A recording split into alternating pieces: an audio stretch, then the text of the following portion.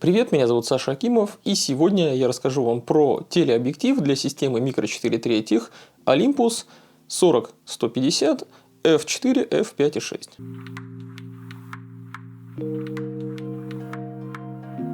Я уже подробно ранее рассказывал на канале про различные китовые объективы. У Olympus, к примеру, их прекрасный блинозум 14-42 мм с электронным изменением фокусного расстояния.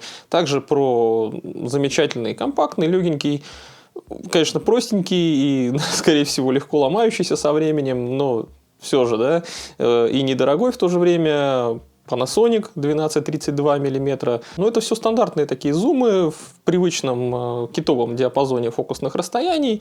Ну, 14-42 и 12-32 это, соответственно, в эквиваленте получается 28-84 и 24-64. Но существуют также в системе и темненькие вот эти телезумы, которые я вообще-то со скепсисом раньше всегда обходил стороной, потому что, ну, во-первых, я предпочитаю все-таки более широким углом пользоваться и везде подходить самостоятельно ножками вместо того, чтобы лениво зумировать. Но, опять же, не везде и не всегда возможно физически приблизиться к какому-то объекту. Но бывают такие ситуации, когда действительно проще приблизить было бы зумом, или это единственная вообще возможность как-либо разглядеть какую-то деталь. Ну и опять же, будем честны, если уж мы тут развлекательный контент делаем, все-таки многим людям нравится что-то зумить, даже если это не имеет под собой какой-то художественной цели, а просто по приколу. Взял одного подписчика ненадолго вот как раз погонять этот 40-150 мм.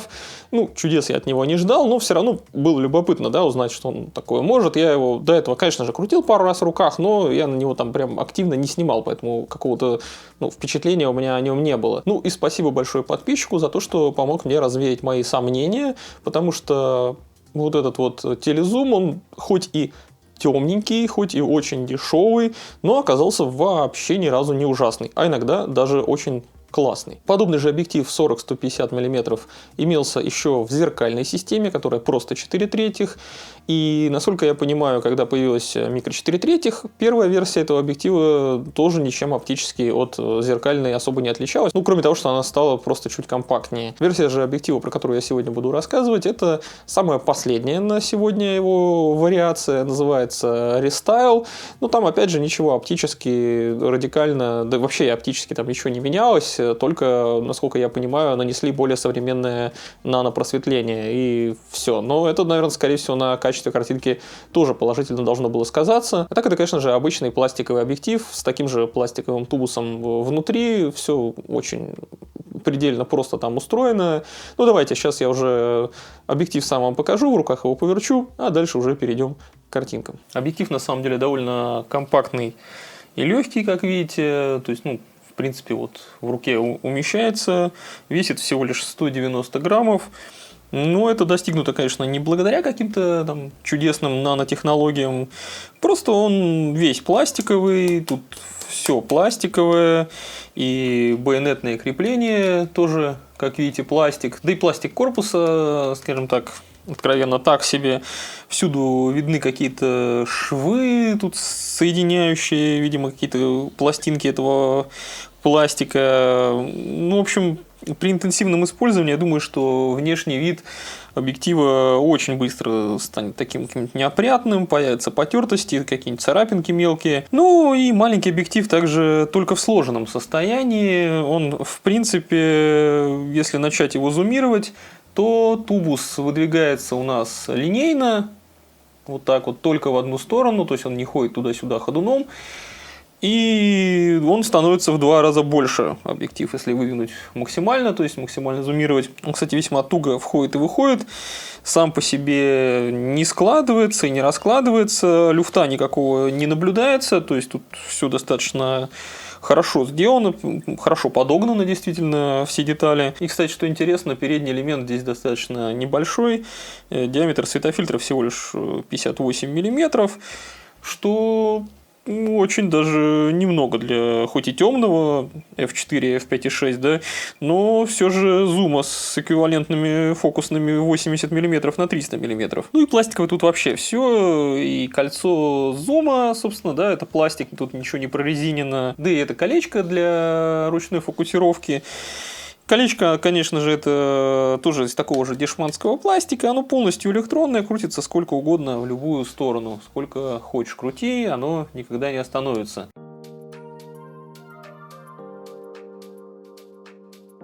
40-150 это довольно-таки длинные фокусные расстояния, ну, потому как в эквиваленте это получается 80-300 миллиметров, ну, по углу обзора, понятное дело, и по степени приближения. И, конечно же, первое, чем ты бросаешься заниматься, когда тебе такой объектив попадает в руки, это начинаешь зумировать все подряд. И я наделал огромное количество разных примеров того, как этот объектив поведет себя в своих крайних положениях. Ну, конечно, это все, понятно, баловство, чисто по приколу делалось, но зато это наглядно может вам продемонстрировать, какие у него возможности по приближению.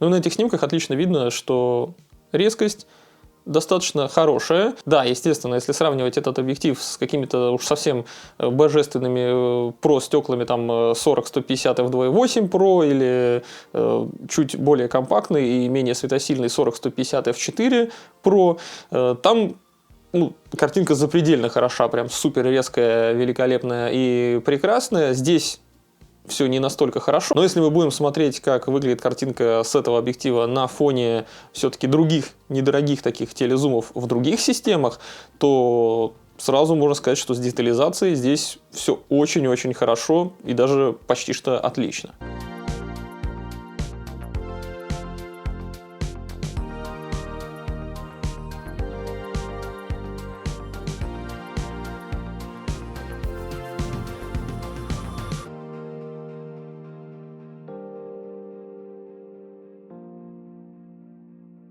Также и дисторсия хорошо исправляется внутри тушки, хотя она и изначально, если совсем ничего не исправлять, она и оптически вполне себе хорошо исправлена, не особо велика. И получается, что когда ты этот объектив используешь, у тебя нигде ровные линии в какую-то подушку не схлопываются, поэтому на него также прекрасно можно снимать какие-то архитектурные детали, ну и вообще, в принципе, для архитектуры он очень даже пригоден.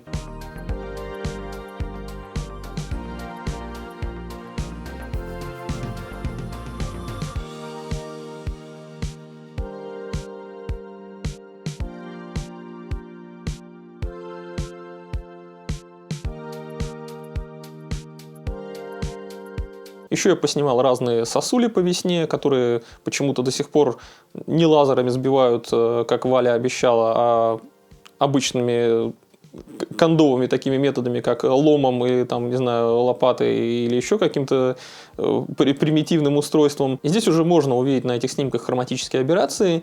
Ну и опять же можно увидеть, что их не так уж много, и они появляются только в очень сложных ситуациях, когда там как-то свет сложно сочиненно начинает светить через какие-то мелкие детали. И появляются они только по краям кадра, в середине все достаточно чисто.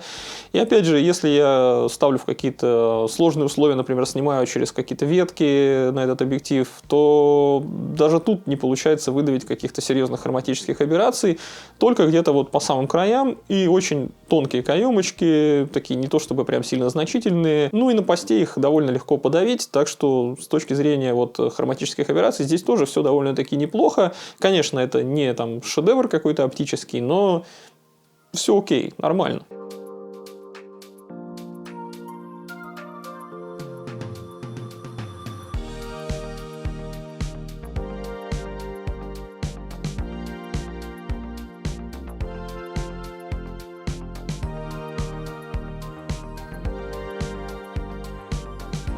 Здорово, конечно, не только в городе отделять какие-то детали от целого, также это приятно делать и на природе. Делать такие, знаете, интересные, какие-то вырванные немножко из контекста детали ландшафта. Ведь пейзаж — это не обязательно широкий угол, очень много существует крутых, прямо крутейших каких-то снимков, которые сделаны на телеобъективы, где классно сжата перспектива, какие-то, в общем, интересные эффекты там. У меня здесь, конечно, без шедевров, понятное дело, дело. Но даже вот так, просто гуляя и походя, щелкая все подряд, можно получать удовольствие и делать, ну, просто приятные, как минимум, снимки.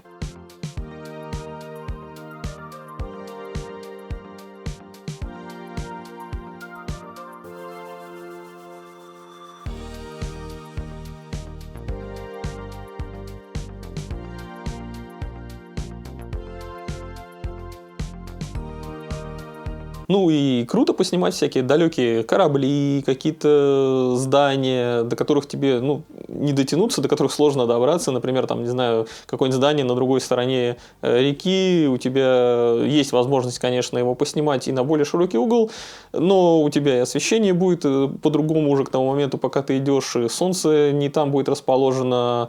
В общем, иногда имеет смысл что-то зазумить.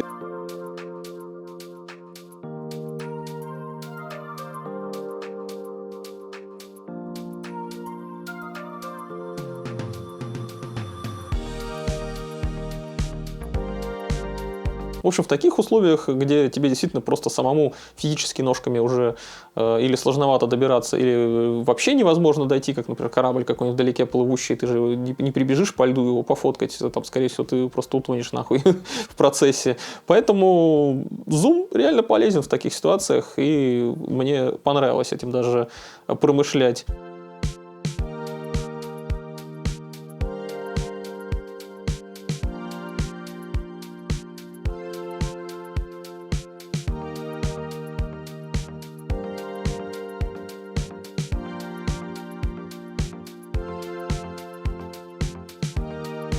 Самое очевидное применение подобного телезума, конечно же, это съемка птичек, но они, сучки такие, все равно пугаются, поэтому если птички вот такие шуганые, тут лучше все же использовать, ну, более длинные фокусные расстояния, чтобы уж совсем они там не понимали, что тут происходит.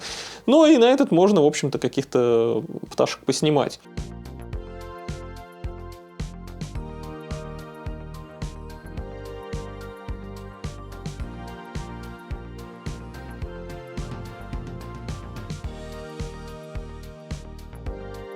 Ну уж разные дворовые котики-то точно от этого объектива убегать не будут, потому что ты все-таки, ну, для них достаточно далеко, на почтенном расстоянии будешь находиться. И, ну, максимум, что будет, это они посмотрят с изумлением на какого-то странного мужика, который скрючился и каким-то хоботком там туда-сюда и лозит.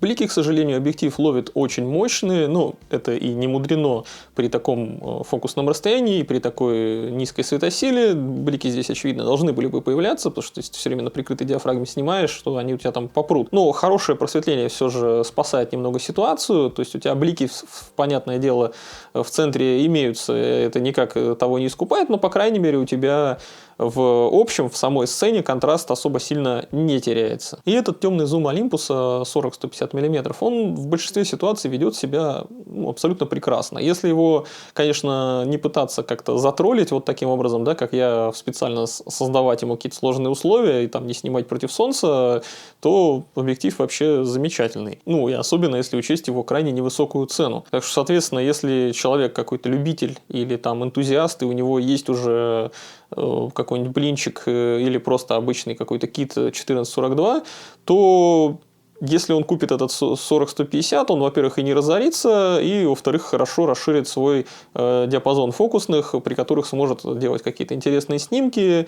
И, в общем, за свои бабки этот объектив способен принести немало положительных каких-то эмоций. И у человека, по сути, тогда вот с этими двумя объективами будет хороший такой диапазон, солидный, от 28 мм до 300, что, в общем-то, 11-кратный зум.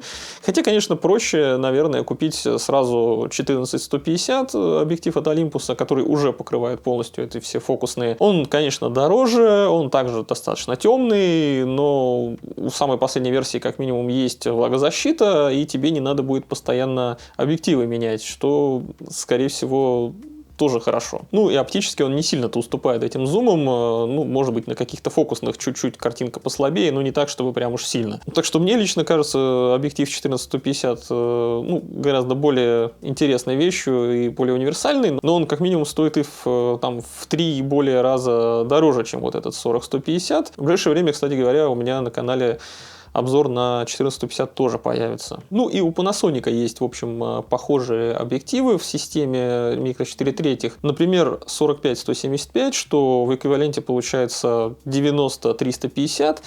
Это, да, более сильный разлет, конечно же, но он тоже темненький, но также он еще и со стабилизатором, и он гораздо дороже. Есть у Panasonic также и такой вот родной телезум, более универсальный, похожий на олимпусовский. Это 14-140 мм, что в эквиваленте 28-280, ну, 10-кратный зум получается сразу в одном объективе, но он опять же со стабилизатором, и он опять же несколько дороже, ну прям не несколько, а прям сильно дороже ощутимо. И да, наверное, если у вас тушка Panasonic, то разумнее, особенно если это старая тушка, у которых стабилизатора еще не было, разумнее все же купить родной зум именно от Panasonic, потому что он на программном уровне будет гораздо сильнее дружить с тушкой, и у вас будет картинка, по сути, наверное, симпатичнее. В общем, коротко говоря, если у вас есть какой-то пен от Олимпуса, там, недорогой, или, допустим, EM10, EM10 Mark II,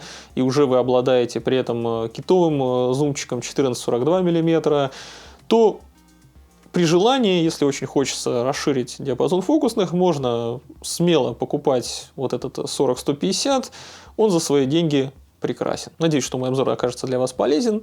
Пишите комментарии, подписывайтесь, ставьте лайки, делитесь, в общем, своими мнениями также, да, там в комментариях я все-таки это все читаю, только постарайтесь не тупить, а то я вас затроллю.